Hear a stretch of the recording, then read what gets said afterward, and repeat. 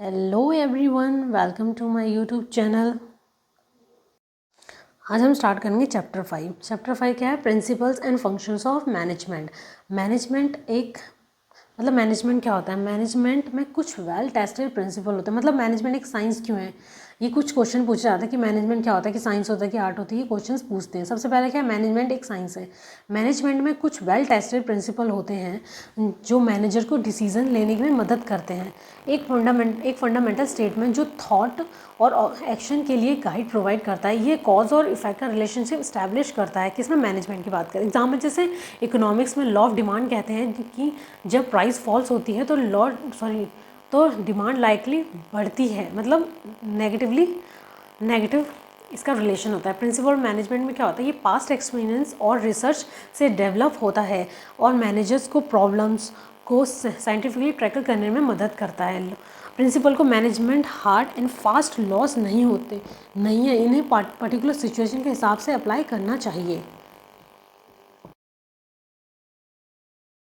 इसमें observation method में क्या करते हैं? इस मेथड में मैनेजर्स एक्चुअली प्रैक्टिस में कुछ इवेंट्स को ऑब्जर्व करते हैं। जैसे समझते हैं कि एक मैनेजर अपने फैक्ट्री में प्रोडक्शन प्रोसेस को ऑब्जर्व करता है और देखता है कि कैसे वर्कर्स काम करते हैं। एनालाइज कर मतलब मैनेजर ऑब्जर्व किए गए इवेंट्स को एनालिसिस करता है और एक्सपीरियंस गेन करता है।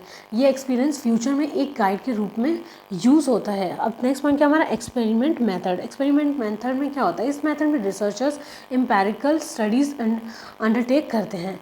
ठीक है, एक रिसर्चर एक एक्सपेरिमेंट करता है जिसमें वो देखता है कि कैसे डिफरेंट लीडरशिप स्टाइल एम्प्लॉयज़ के परफॉर्मेंस पर इफेक्ट डालते हैं। रिसर्चर इन स्टडीज़ के बेसिस पर कुछ प्रिंसिपल्स डेवलप करते हैं। फिर वो इन प्रिंसिपल्स की वैलिडिटी को टेस्ट करते हैं कि काफ़ी है या नहीं, ये फॉलो किए जा सकते हैं या नहीं। आई होप को आपके दोनों पॉइंट समझ में आ गए होंगे। अब हमारा नेक्स्ट टॉपिक है फेयोल्स प्रिंसिपल्स ऑफ मैनेजमेंट। इसमें क्या होता है कि एक हेनरी हेनरी फेयोल एक फ्रेंच इंडस्ट्रियलिस्ट थे जिन्होंने मैनेजमेंट के प्रिंसिपल्स डेवलप किए हैं। हेनरी फेयोल हैं, इन्होंने 1860 में एक फ्रेंच माइनिंग कंपनी में इंजीनियर के रूप में काम शुरू किया और बाद में उस कंपनी के मैनेजिंग डायरेक्टर बन गए। इस मैनेजमेंट थ्योरी में क्या है कि फेयोल ने अपनी प्रैक्टिकल एक्सपीरियंस के बेसिस पर मैनेजमेंट का एक जनरल थ्योरी डेवलप किया। बुक का मतलब उस बुक में क्या किया? एडमिनिस्ट्रेशन इंडस्ट्रियली जनरल, मतलब इस बुक को लिखा जो 1916 में पब्लिश हुई थी और 1921 में इंग्लिश में जनरल एंड इंडस्ट्रियल मैनेजमेंट के रूप में ट्रांसलेट हुई। Classification of business activities. इसमें क्या है? फेयोल ने बिजनेस एक्टिविटीज़ को 3 कैटेगराइज में क्लासीफाई किया है। पहला हमारा क्या है? फेयोल ने बिजनेस एक्टिविटीज़ को कुछ कैटेगराइज में क्लासीफाई किया है। पहला टेक्निकल मतलब प्रोडक्शन और मैन्युफैक्चरिंग। इसमें क्या है? प्रोडक्शन और मैन्युफैक्चरिंग से रिलेटेड एक्टिविटीज़। एग्जांपल कि एक फैक्ट्री में प्रोडक्ट्स का प्रोडक्शन करना। ठीक है। फिर सेकंड पॉइंट क्या है हमारा इसमें? कॉमर्शियल। इसके अंदर क्या होता है? बाइंग, सेलिंग एंड एक्सचेंज, इनकी बातें होती हैं इसमें। बाइंग मतलब और सेलिंग और एक्सचेंज से रिलेटेड एक्टिविटीज़ होती हैं। एग्जाम्पल जैसे एक कंपनी में मार्केटिंग और सेल्स टीम है, इसके अंदर उसके अकॉर्डिंग वो काम कर रहे हैं, वो कॉमर्शियल वाले पर्पज से। थर्ड पॉइंट क्या है हमारा? फाइनेंशियल में क्या होता है कि सर्च करना होता है इसमें। Financial search for an optimum use of capital, मतलब कैपिटल को सर्च करना और उसका ऑप्टिमम यूज़ करना, सही से उसका यूज़ करना। एक कंपनी में फाइनेंस टीम जो फंड्स को मैनेज करती है। फिर क्या हमारा? सिक्योरिटी मतलब protection of property and persons, उसका इसके अकॉर्डिंग किया जाएगा इसमें। फिर क्या हमारा? अकाउंटिंग इंक्लूडिंग स्टैटिस्टिक, हमारा प्रॉफिट उसका स्टैटिस्टिक पूरा डाटा को एनालाइज किया जाएगा इसके अंदर। सिक्स पॉइंट क्या है? Managerial forecasting planning. इसमें क्या होता है? फोरकास्टिंग हो गया, प्लानिंग हो गया, ऑर्गेनाइजेशन और कमांडिंग हो गया, कोऑर्डिनेटिंग एंड कंट्रोलिंग हो गए, कंट्रोलिंग हो गया। अब इसके पॉइंट को देखते हैं। फोरकास्टिंग और प्लानिंग का मतलब क्या होता है इस यहाँ पे? फ्यूचर के लिए प्लान्स बनाना। ठीक है। ऑर्गेनाइजेशन का मतलब क्या होता है? रिसोर्सेज के अरेंज करना और टास्क को असाइन करना। कमांडिंग मतलब क्या होता है? एम्प्लॉयज़ को गाइड और डायरेक्ट करना, डायरेक्शंस देना उनको। कोऑर्डिनेटिंग मतलब क्या? डिफरेंट एक्टिविटीज़ को कोऑर्डिनेट करना। कंट्रोलिंग मतलब परफॉर्मेंस को मॉनिटर करना और करेक्टिव एक्शंस लेना। अब इसके बाद क्या? Managerial qualities and training.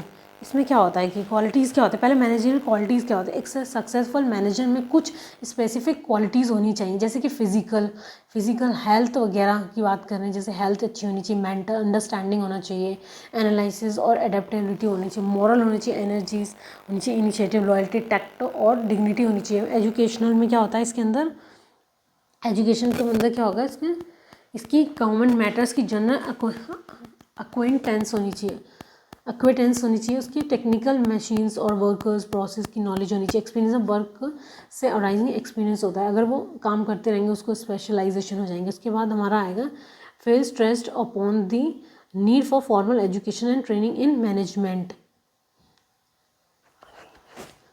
अब फ्योल्स ने, जो हेनरी फ्योल्स हैं, उन्होंने 14 प्रिंसिपल मैनेजमेंट हमें दे रखे हैं। अगर क्वेश्चन पेपर में ये लोग पूछ सकते हैं कि हेनरी फ्योल के कितने प्रिंसिपल्स हैं, तो आंसर क्या होगा हमारा 14 होगा। 14 प्रिंसिपल ऑफ मैनेजमेंट है इसके अंदर, ठीक है। इसमें सबसे पहले क्या है, division of work. Division of work में क्या होता है, टोटल टास्क को कॉम्पैक्ट जॉब्स में डिवाइड किए जाते हैं करके डिफरेंट पर्सन को एलोकेट किया जाता है। डिवीज़न वर्क, एक फैक्ट्री में डिफरेंट वर्कर्स को डिफरेंट टास्क असाइन करना, मतलब अलग अलग टास्क दिए जाते हैं उन वर्कर्स को। अब ये तो नहीं कि एक कंपनी में सिर्फ एक ही टाइप के वर्कर्स हैं, नहीं, सब अलग अलग डिपार्टमेंट में होते हैं। सेकंड क्या है, अथॉरिटी एंड रिस्पॉन्सिबिलिटी। अथॉरिटी और रिस्पॉन्सिबिलिटी को बैलेंस करना, मतलब एक मैनेजर को अथॉरिटी दी गई है तो उसको रिस्पॉन्सिबिलिटी के भी एक्सेप्ट करनी चाहिए। डिसिप्लिन, ठीक है। इसमें पॉइंट आपको समझ में, आई होप कि मतलब कहने का मतलब कि अथॉरिटी रिस्पॉन्सिबिलिटी, एक मैनेजर को अथॉरिटी दी गई है तो उसको रिस्पॉन्सिबिलिटी को भी एक्सेप्ट करनी चाहिए। एक अथॉरिटी वाले को, जिसको अथॉरिटी दी गई है, उसकी रिस्पॉन्सिबिलिटी है कि वो हर चीज़ को एक्सेप्ट करे वहाँ पे। हर चीज़ कहने का मतलब इस काम से रिलेटेड।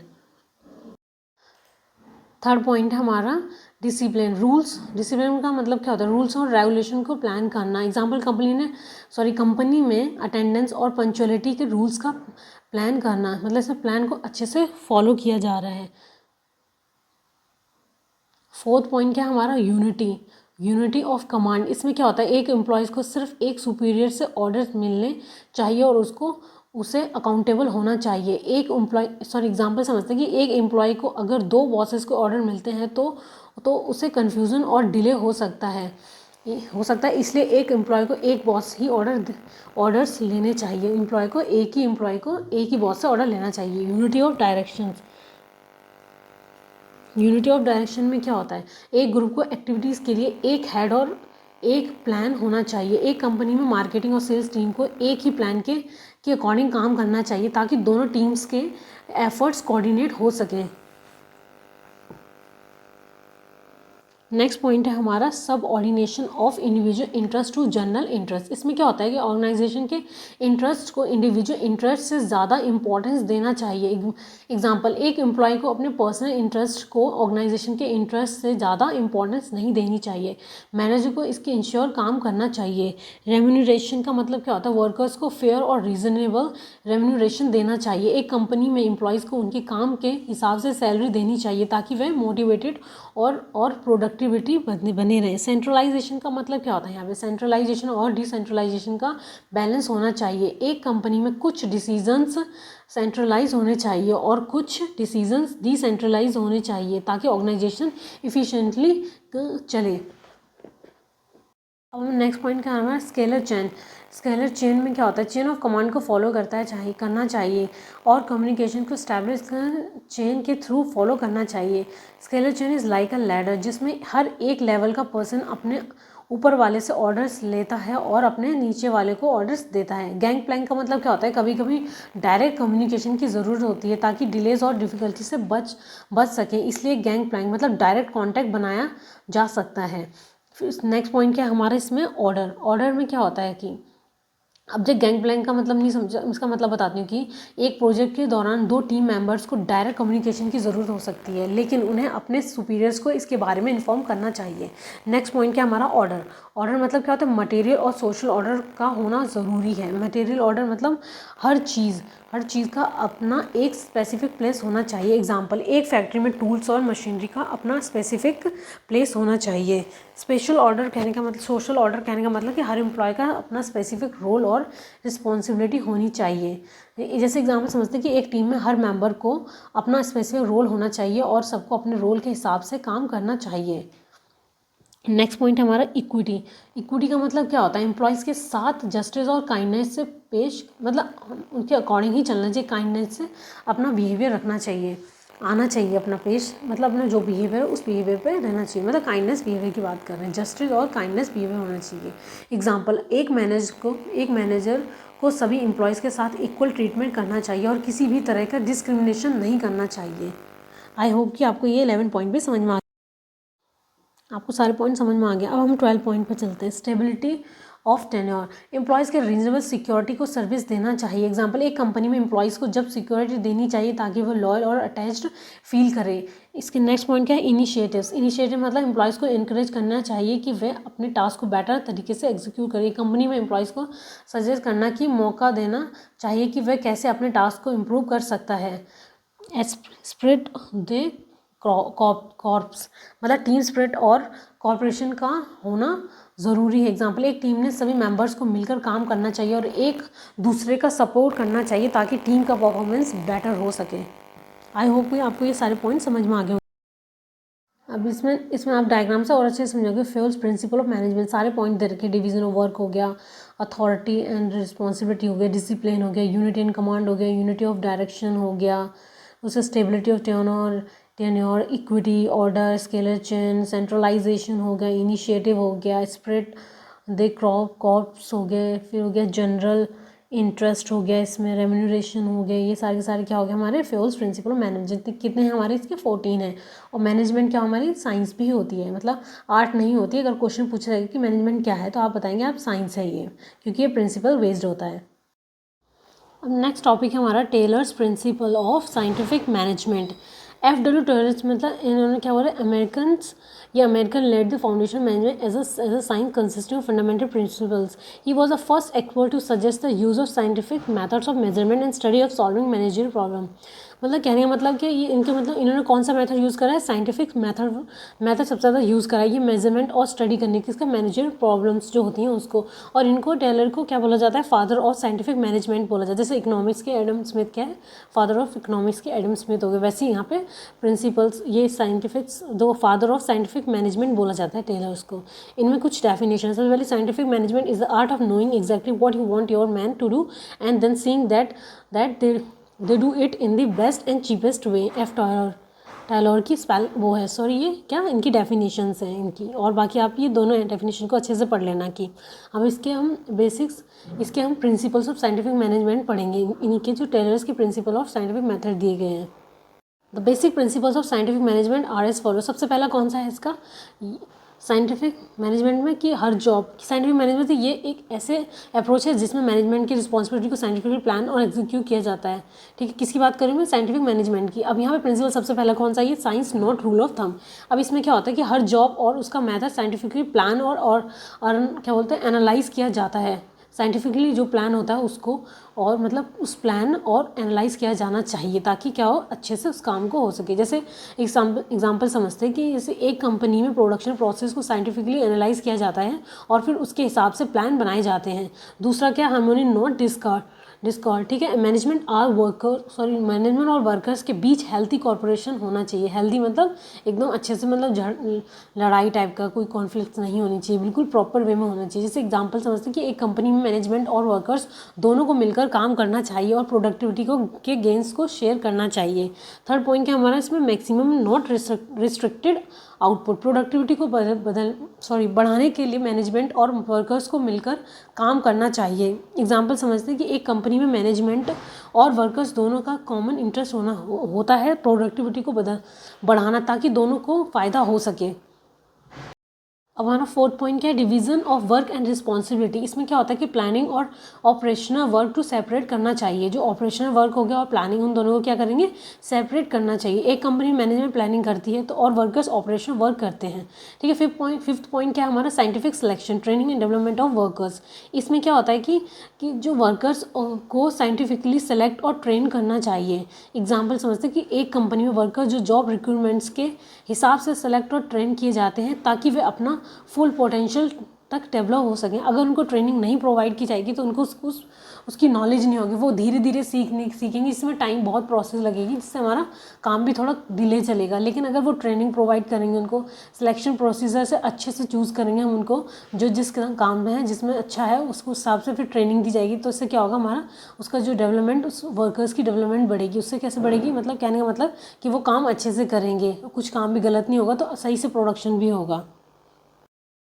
अब हम इसके ऑब्जेक्टिव देखते हैं। किसके, साइंटिफिक मैनेजमेंट के हम क्या देखेंगे, इसके मेन ऑब्जेक्टिव्स देखेंगे। सबसे पहला क्या है, to improve productivity through standardization of tools, equipment and methods and by training workers. मतलब क्या है सर, टूल्स, इक्विपमेंट और मेथड्स को स्टैंडर्डाइज करके और वर्कर्स को ट्रेन करके प्रोडक्टिविटी को बढ़ाना होता है। अगर फैक्ट्री में, मानो कि एग्जांपल से समझते हैं कि फैक्ट्री में अगर सभी मशीन्स और टूल्स एक ही तरह से यूज़ करते हैं तो प्रोडक्शन फास्ट और इफिशिएंट होती है। सेकंड पॉइंट क्या है हमारा, to minimize cost of production per unit through proper planning and control. It's mean कि प्रोडक्शन कॉस्ट में यूनिट को कम करना है थ्रू किसके, प्रॉपर प्लानिंग और कंट्रोल के। जैसे कंपनी में अगर प्रोडक्शन प्रोसेस को प्रॉपरली प्लान किया जाए तो वेस्ट कम होता है और कॉस्ट भी कम होती है, पूरा प्रोडक्टिविटी एकदम बढ़िया काम अच्छे से होगा। थर्ड पॉइंट क्या है हमारा, to improve the quality of output through scientific selection training of workers. मतलब कि वर्कर्स को साइंटिफिकली सिलेक्ट और ट्रेन करके आउटपुट क्वालिटी इम्प्रूव करनी है। जैसे एग्जाम्पल समझते हैं, कंपनी में अगर कोई वर्कर्स को प्रॉपरली ट्रेन किया जाए तो प्रोडक्ट क्वालिटी हाई होती है और डिफेक्ट्स कम होते हैं। वर्कर्स ऑब्जेक्शन क्या होता है, पहला होता है to scientific management overburdening treats feeder to machines rather than human beings. इसका मतलब क्या है कि वर्कर्स को मशीन्स की तरह ट्रीट किया जाता है, जिससे उन्हें ज़्यादा काम करना पड़ता है। सेकंड पॉइंट क्या है, हाई परफॉर्मेंस स्टैंडर्ड्स। इसमें क्या होता है, बहुत ज़्यादा हाई परफॉर्मेंस स्टैंडर्ड्स होते हैं जो वर्कर्स के लिए मुश्किल होते हैं। थर्ड पॉइंट क्या है, यूनिटी ऑफ वर्कर्स पर attack. Differential piece rate system से वर्कर्स की यूनिटी कमज़ोर होती है। आई होप कि आपको इसके साइंटिफिक मैनेजमेंट के इसके ऑब्जेक्टिव समझ में आ गए और वर्कर्स के ऑब्जेक्शंस के। नेक्स्ट आगे बढ़ते हैं।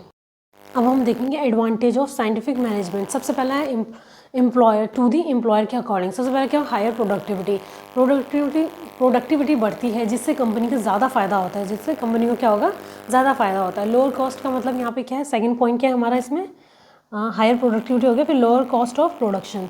इसमें क्या बोलते हैं, प्रोडक्शन कॉस्ट कम होती है, जिससे प्रॉफिट बढ़ता है। थर्ड पॉइंट हमारा क्या है, बेटर यूटिलाइजेशन ऑफ रिसोर्सेज। इसमें क्या होगा, रिसोर्सेज का बेहतर यूज़ होना, जिससे वेस्ट कम होता है। फोर्थ पॉइंट क्या है हमारे इसमें, इम्प्रूव क्वालिटी ऑफ वर्क। इसमें क्या होगा, प्रोडक्ट क्वालिटी इंप्रूव होती है, जिससे कस्टमर सेटिस्फेक्शन बढ़ती है। अब इसके बाद टू द एम्प्लॉय के अकॉर्डिंग देखेंगे। पहले हमने एम्प्लॉयर के अकॉर्डिंग देखा था, अब हम देखेंगे टू द एम्प्लॉय। सबसे पहला पॉइंट क्या है इसमें, इम्प्रूवमेंट इन वर्किंग कंडीशंस। इसमें इम्प्रूवमेंट वर्किंग कंडीशन में क्या होता है, वर्किंग कंडीशन बेहतर होती है, जिससे एम्प्लॉयज़ कंफर्टेबल फील करते हैं। हायर अर्निंग्स मतलब क्या होगा यहाँ पे, हायर अर्निंग्स में एम्प्लॉयज़ को ज़्यादा अर्निंग्स मिलती हैं, जिससे उनकी मोटिवेशन बढ़ती है। थर्ड पॉइंट क्या है हमारे इसमें, बेटर स्किल्स थ्रू ट्रेनिंग से क्या होता है, एम्प्लॉयज़ को ट्रेनिंग मिलती हैं, जिससे उनकी स्किल्स इंप्रूव होती हैं। फिर हमारे इसका पॉइंट क्या है, टू दी सोसाइटी में पहला पॉइंट क्या, हायर स्टैंडर्ड ऑफ लिविंग हो गया। सोसाइटी का लिविंग स्टैंडर्ड क्या बेहतर होता है, जिससे लोगों की ज़िंदगी बेहतर होती है। बेटर एम्प्लॉयज़ रिलेशन, इसमें क्या होता है कि एम्प्लॉयर और एम्प्लॉय के बीच रिलेशन बेहतर होता है, जिससे वर्क इन्वायरमेंट पॉजिटिव होता है। फिर थर्ड पॉइंट क्या है, इंप्रूवमेंट इन वर्क मेथड्स। इसमें क्या होता है, वर्क मेथड्स इंप्रूव होते हैं, जिससे प्रोडक्टिविटी और इफ़िशियंसी बढ़ती है। क्या आपको ये सारे पॉइंट समझ में आए हैं? अगर नहीं, कोई भी पॉइंट में दिक्कत आप मुझे कमेंट सेक्शन में पूछ सकते। क्लासिफिकेशन मैनेजमेंट फंक्शन, इसमें क्या होता है कि मैनेजमेंट फंक्शन को क्लासिफाई करने के लिए कोई एक फिक्स तरीका नहीं है। अलग अलग एक्सपर्ट्स ने मैनेजमेंट फंक्शन को अलग अलग तरीके से क्लासिफाई किया है। हेनरी फेवल ने मैनेजमेंट फंक्शन के 5 पॉइंट्स में डिवाइड किया। पहला क्या है, फोरकास्टिंग एंड प्लानिंग हो गया। उसमें क्या, फ्यूचर के लिए प्लान्स बनाते हैं, प्रिडिक्ट करना। और ऑर्गेनाइजेशन, एग्जाम्पल समझते हैं कि कंपनी के एनुअल प्लान बनाना और उसके लिए टारगेट सेट करना, ये क्या हो गया हमारा फोरकास्टिंग प्लानिंग हो गया। दूसरा क्या है इनका, ऑर्गेनाइजिंग मतलब क्या, रिसोर्सेज को अरेंज करना और टास्क को असाइन करना। थर्ड पॉइंट है कमांडिंग में क्या होता है इसके अंदर, कमांडिंग में हो गया एम्प्लॉयज़ को गाइड करना, एम्प्लॉयज़ जो को गाइड और डायरेक्ट करना। कोऑर्डिनेशन में क्या होता है, डिफरेंट एक्टिविटीज़ को कोऑर्डिनेट करना। ठीक, कंट्रोलिंग क्या होता है, परफॉर्मेंस को मॉनिटर करना और करेक्टिव एक्शंस लेना। आई होप कि आपको ये सारे पॉइंट्स इसमें आपको समझ में आ गए। क्लासिफिकेशन मैनेजमेंट फंक्शंस क्या होते हैं, अब हम इसको डायग्राम में देखेंगे। अब इसमें इस डायग्राम में देख सकते हो कि फंक्शंस ऑफ मैनेजमेंट पूरे दे रखे हैं कि प्लानिंग है, कि प्लानिंग को आप डीपली अब आगे इसमें टॉपिक पढ़ेंगे इसमें। दूसरा ऑर्गेनाइजिंग हो गया, तीसरा हमारा स्टाफिंग हो गया, डायरेक्टिंग हो गया, कंट्रोलिंग हो गया। ये हमारे सारे डायग्राम के थ्रू आप इसको मतलब एक एक पॉइंट याद कर लेना इनको, ताकि पता मतलब एग्ज़ाम में पूछें कि प्लानिंग के अंदर क्या होता है, ऑर्गेनाइजेशन के अंदर क्या होता है। वो लोग डेफिनेशन पूछेंगे, कुछ पॉइंट्स पूछ लेंगे कि इसको क्या बोलते हैं, इसका और इसका काम क्या होता है, पर्पस क्या होता है। कुछ बेसिक से क्वेश्चंस पूछते हैं, ज़्यादा हार्ड नहीं पूछते लोग। अब हम नेक्स्ट टॉपिक पे चलते हैं, जो कि हमारा क्या है, प्लानिंग। प्लानिंग में क्या होता है हमारा प्लानिंग का मतलब क्या होता है, ये मैनेजमेंट का सबसे बेसिक फंक्शन होता है। ये क्या चीज़, प्लानिंग की बात कर रहे हैं हम, ठीक है। इसमें हम पहले सोचते हैं और फिर एक्शन लेते हैं। एग्जाम समझती है, एक कंपनी में प्लानिंग के थ्रू हम फ्यूचर के लिए टारगेट सेट करते हैं और उन्हें अचीव करने के लिए स्टेप्स बनाते हैं। प्लानिंग का मतलब क्या हो गया यहाँ पे, प्लानिंग का मतलब है फ्यूचर के लिए एक कोर्स ऑफ एक्शन डिसाइड करना और उसके लिए स्टेप्स बनाना। एग्जाम्पल समझते हैं कि एक कंपनी में प्लानिंग के थ्रू हम डिसाइड करते हैं कि हम अपने फ्यूचर में क्या अचीव करना है, उसके लिए हमें क्या स्टेप लेने होंगे। इसके बाद मीनिंग क्या है इसका, प्लानिंग का कि इसका ऑब्जेक्टिव क्या होता है, इसको सेलेक्ट करने का मतलब हम अपने ऑब्जेक्टिव को सेलेक्ट करते हैं और उन्हें अचीव करने के लिए प्लान्स बनाते हैं। हम अपनी पॉलिसी और प्रोसीजर को सेलेक्ट करते हैं और उन्हें फॉलो करते हैं। जैसे प्लानिंग में क्या होगा, प्लानिंग में हम डिसीजन मेकिंग और प्रॉब्लम सॉल्विंग बहुत ज़रूरी होता है इसके अंदर। मतलब जो हेनरी फेवल की जो कोटेशन है उसके अकॉर्डिंग, मतलब जो उन्होंने डेफिनेशन दी है, प्लानिंग मीन्स क्या होता है, assess the future and make provision for it. मतलब कि प्लानिंग के थ्रू हम फ्यूचर को एक्सेस कर सकते हैं, एक्सेस मतलब कह सकते हैं, और उसके लिए प्रोविज़न करते हैं। हम जो भी प्रॉब्लम हो या उसका हम सॉल्यूशन ढूंढते हैं, पूरे स्टेप से मतलब प्लानिंग के साथ हम उसको फॉलो करते हैं ताकि हमारे फ्यूचर में उसको कोई दिक्कत ना हो। लेकिन अब हमारा नेक्स्ट टॉपिक क्या है, ऑर्गेनाइजिंग। ऑर्गेनाइजिंग में क्या होता है, जब प्लान्स बन जाते हैं तो उन्हें हम इम्प्लीमेंट करने के लिए एक स्ट्रक्चर बनाया जाता है। इस स्ट्रक्चर को ऑर्गेनाइजेशन स्ट्रक्चर कहते हैं। एग्जाम्पल, जैसे एक स्कूल में प्रिंसिपल, टीचर्स और स्टूडेंट्स होते हैं, ठीक है। प्रिंसिपल के पास अथॉरिटी है और टीचर्स और स्टूडेंट्स की रिस्पॉन्सिबिलिटी भी होती है, ठीक है, रिस्पॉन्सिबिलिटीज़ होती हैं। जैसे ऑर्गेनाइजेशन स्ट्रक्चर कहने का मतलब क्या है कि यहाँ पे ये एक फ्रेमवर्क है जिसमें सभी लोगों की जिम्मेदारियों अथॉरिटी डिफाइन होती हैं, जिसको क्या करना है, कैसे करना है, वो सब होता है। जैसे कि ये कंपनी में एक मैनेजर है, उसके अंडर कुछ एम्प्लॉयज़ हैं, मैनेजर के पास अथॉरिटी है और एम्प्लॉयज़ की कुछ रिस्पॉन्सिबिलिटी है। इसमें हम एक ऐसा स्ट्रक्चर बनाते हैं जिसमें सभी लोग मिलके काम कर सकें और ऑर्गेनाइजेशन गोल्स अचीव हो सकें। जैसे एक क्रिकेट टीम में एक कैप्टन होता है और सभी प्लेयर्स मिलके मैच जीतने की कोशिश करते हैं। किसकी, कैप्टन। जैसे मतलब कुछ आइडियाज़, अपने व्यूज़ और एक्सपीरियंस शेयर करता है। एक्सपीरियंस कहने का मतलब वो उनको गाइड करता है कि कैसे क्या करना है कैप्टन के थ्रू। और उसके बाद क्या होता है, हेनरी फॉयल ने क्या बोला है, कोटेशन दी है कैसे, कि बिज़नेस को ऑर्गेनाइज करना मतलब उसको सब कुछ देना जो उसके फंक्शनिंग के लिए यूज़फुल हो। जैसे कि एक रेस्टोरेंट को ऑर्गेनाइज करने के लिए हमने क्या क्या यूज़ करा, मतलब रेस्टोरेंट को रन करने के लिए फूड हो गया, शेफ, वेटर्स और कस्टमर के लिए जगह चाहिए। ये सब कुछ के बाद हमने प्लानिंग करके बाद फिर हम इसको ऑर्गेनाइज करना है, इसको चीज़ को, ठीक है। अब क्या आपको ये ऑर्गेनाइजेशन के बारे में समझ में आ गया? अगर आपको कुछ भी डाउट है तो आप पूछ सकते हो इन पॉइंट को कमेंट सेक्शन में। अब आप उसका डायग्राम देख लो। इसमें ऑर्गेनाइजेशन के पहले क्या होता है, identify activities, grouping activities, assigning activities, delegating authority, ऐसे करके। आई होप कि डायग्राम भी आपको समझ में आ गया होगा। अब हम नेक्स्ट टॉपिक पे चलते हैं। अब टॉपिक है हमारा स्टाफिंग। स्टाफिंग में क्या होता है, ये प्रोसेस है जिसमें हम ऑर्गेनाइजेशन के पोजीशंस को लोगों से भरते हैं। एग्जाम्पल, जैसे एक कंपनी में एक नया डिपार्टमेंट खुला है और हमें उस डिपार्टमेंट के लिए लोगों की ज़रूरत है। स्टाफिंग में हम ह्यूमन रिसोर्स को एक्वायर, डेवलप, यूटिलाइज और मेंटेन करते हैं।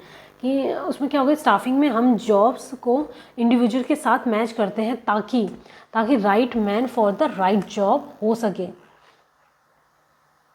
अब इसका मीनिंग क्या होता है, अब इसके मीनिंग को समझते हैं। मीनिंग का मतलब यहाँ पे स्टाफिंग का मतलब है कि ऑर्गेनाइजेशन के स्ट्रक्चर को लोगों से भरना ताकि सभी रोल सही से मतलब भरे जा सकें, कि कोई भी पोस्ट मतलब रह ना जाए। कि हम लोगों को सिलेक्शन करेंगे, अप्रेजल वगैरह डेवलपमेंट करते हैं ताकि वे अपने रोल्स में अच्छा परफॉर्मेंस कर सकें।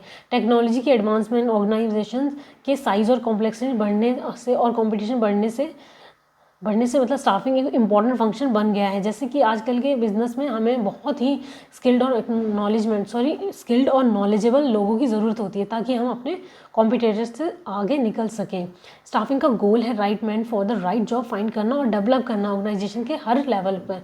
जैसे कि एक कंपनी में हम एक सेल्स मैनेजर के लिए एक ऐसा कैंडिडेट ढूंढते हैं जिसके पास सेल्स का एक्सपीरियंस हो और जो सेल्स टारगेट अचीव कर सकें।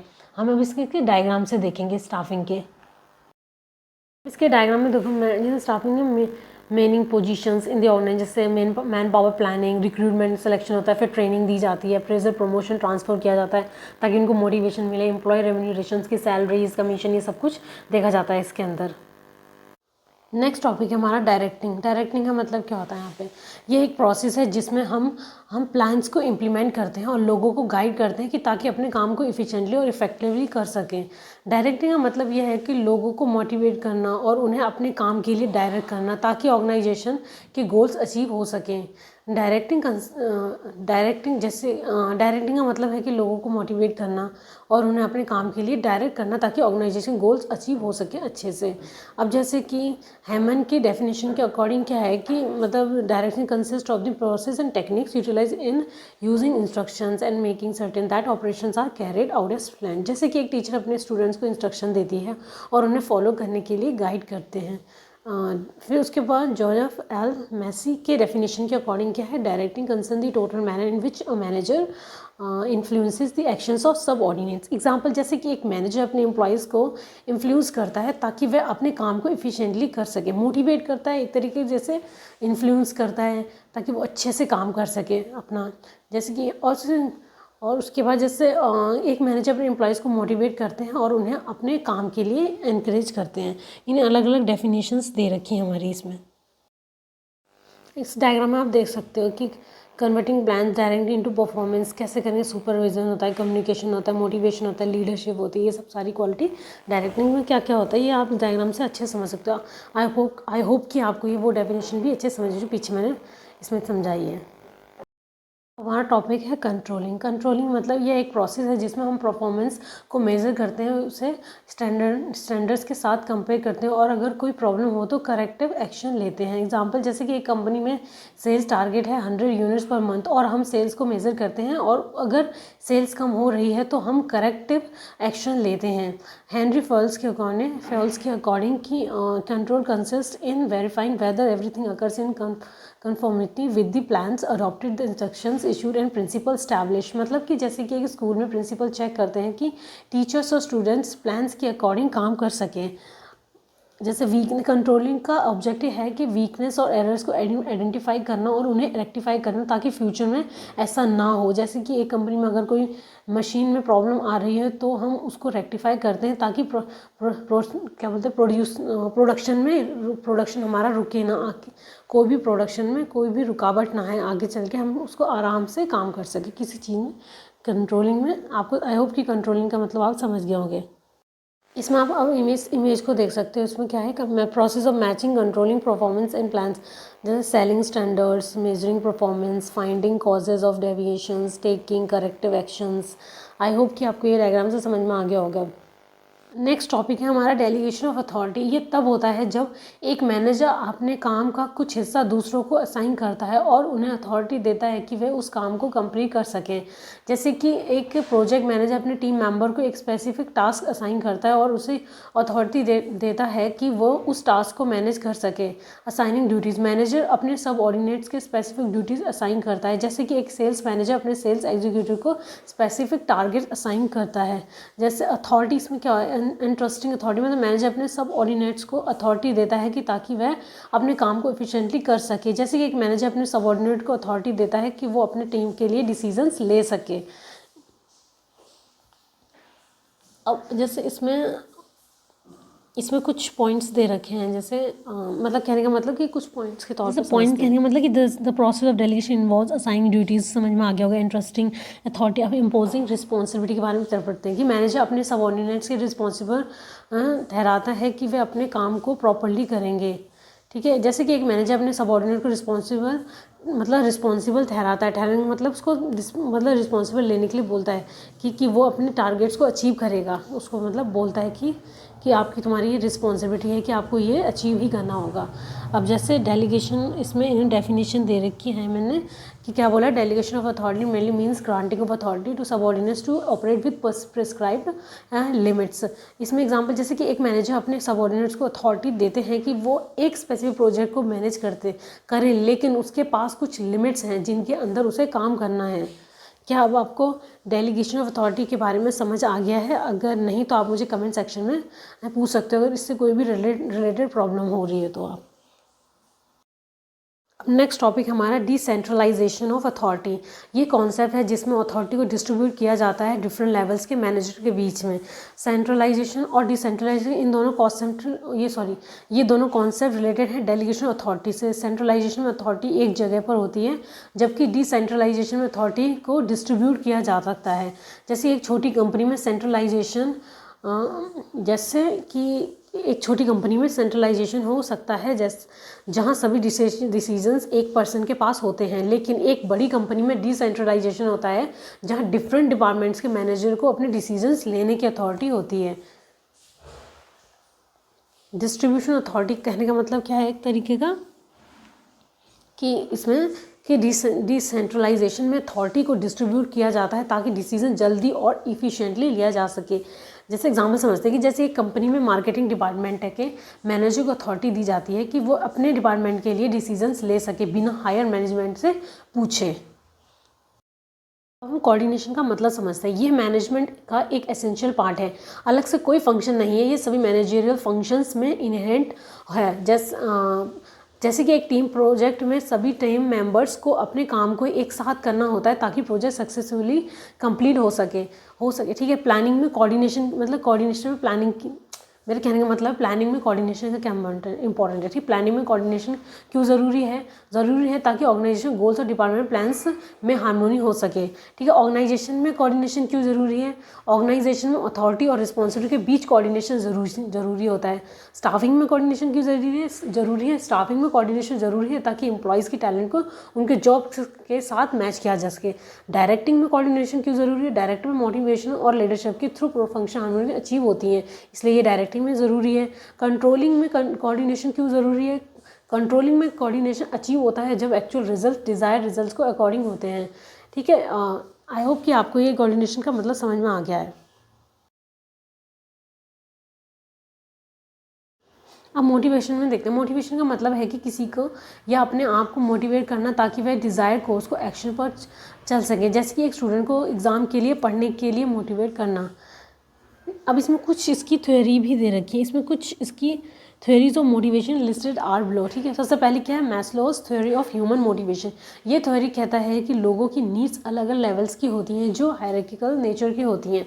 लेवल्स क्या होते हैं? साइकोलॉजिकल सेफ्टी होगी, लव बिलोंगिंग्स हो गया, एस्टीम हो गया, सेल्फ एक्चुअलाइजेशन होगी। एग्जाम्पल जैसे एक आदमी को पहले भोजन की ज़रूरत होती है, मतलब पहले इंसान को फूड की, जैसे एग्जाम्पल के तौर पे जैसे कि एक आदमी को मतलब एक किसी पर्सन को पहले फूड की ज़रूरत होती है। साइकोलॉजिकल नीड्स, फूड ज़रूरत मतलब क्या होगी? साइकोलॉजिकल एक नीड होगी उसके बाद सेफ्टी की ज़रूरत होती है। MC Gregor's theory X and theory Y, ये थ्योरीज हमने किसने दी? MC ग्रोकर। ये नाम पूछने की किसकी थ्योरी किसने दी है। ठीक है। ये थ्योरीज ह्यूमन मोटिवेशन और मैनेजमेंट के बारे में दो अलग अलग व्यूज़ रिप्रेजेंट करती है। थ्योरी एक्स में क्या होता है? लोग कम काम करने से बचते हैं और उन्हें कंट्रोल करने की ज़रूरत होती है। थ्योरी वाई क्या होता है? लोग सेल्फ मोटिवेटेड होते हैं और काम करने में खुशी महसूस करते हैं। एग्जाम्पल जैसे एक मैनेजर थ्योरी एक्स के अकॉर्डिंग लोगों को कंट्रोल करता है, जबकि थ्योरी वाई के अकॉर्डिंग लोगों को फ्रीडम देते हैं। नेक्स्ट थ्योरी दे रखी है हमारी हाइजीन थ्योरी ऑफ मोटिवेशन से रिलेटेड। यह थ्योरी कहता है कि हाइजीन फैक्टर डिससेटिस्फैक्शन को रोक सकता है, लेकिन मोटिवेटर्स सेटिस्फैक्शन और मोटिवेशन को प्रमोट करते हैं।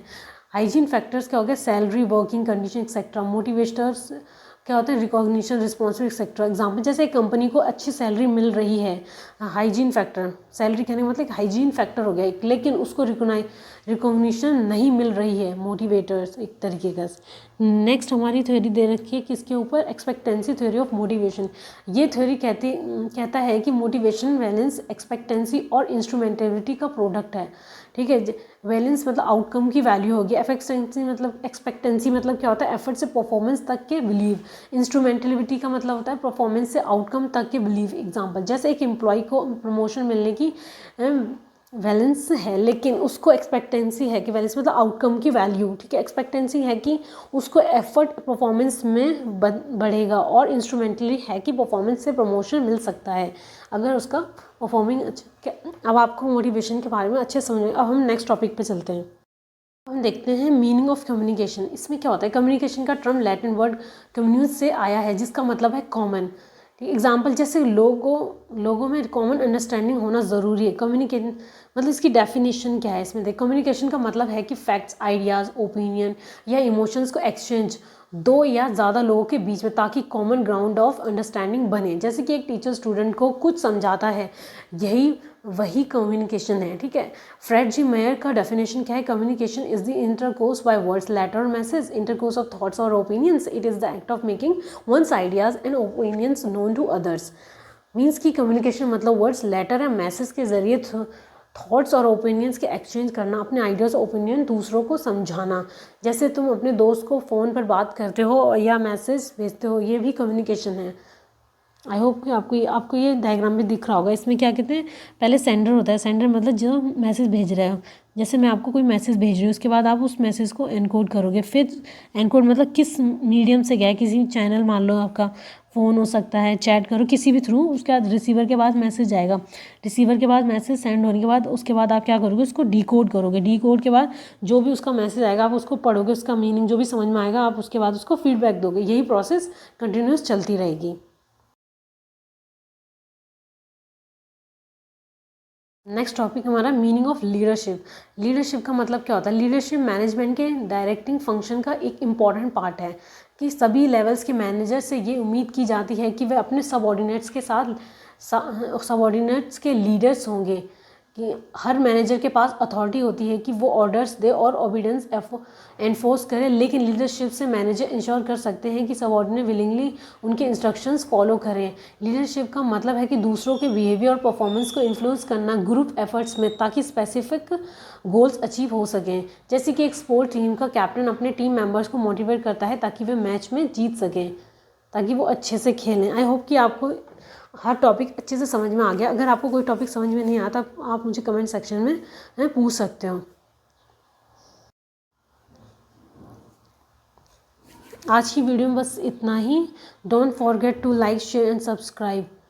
Thank you.